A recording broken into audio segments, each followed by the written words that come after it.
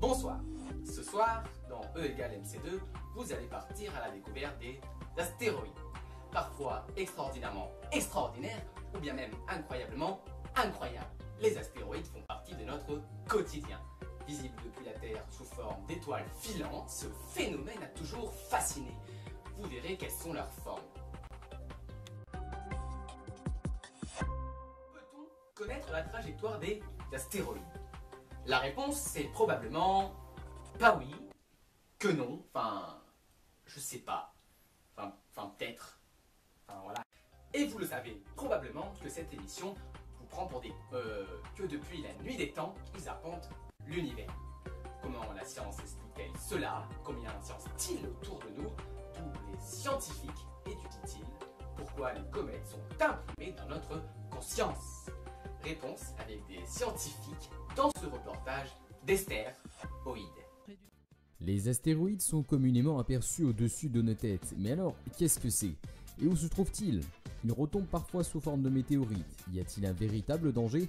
Pour répondre à ces réponses, nous retrouvons le professeur Astrophy. Je dirais que le principal danger est géré par les militaires.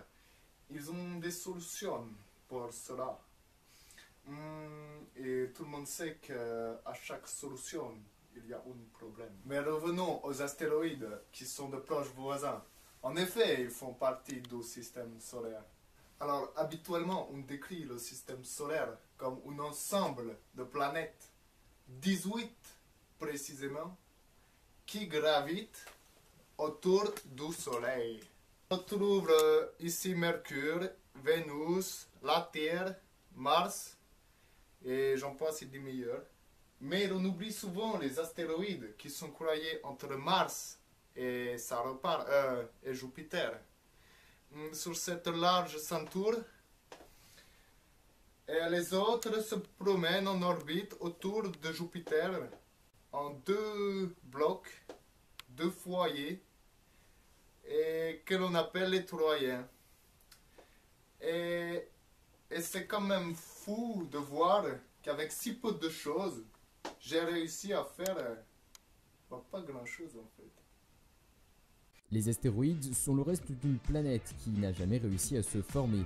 Tout ça, c'est à cause de la très forte traction de Jupiter qui empêche toutes ces roches de s'agglomérer. Partons maintenant à la recherche des météorites avec IFIC, un chasseur chasser sans chien des météorites. Me voici au centre de recherche de la NASA, plus précisément dans le quartier scientifique de recherche de météorites. Me voici aux côtés de IFIC, un scientifique chasseur de météorites.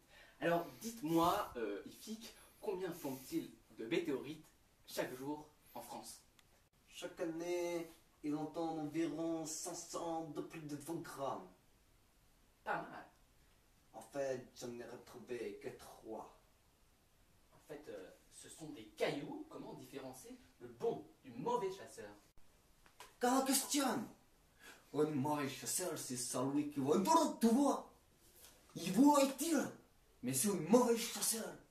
Un bon chasseur, c'est celui qui va droit devant. Il tire, mais c'est un bon chasseur. Il faut expliquer ça aux gens, tu vois, ils savent pas la différence. En fait, trouver une météorite, c'est comme croire au Père Noël.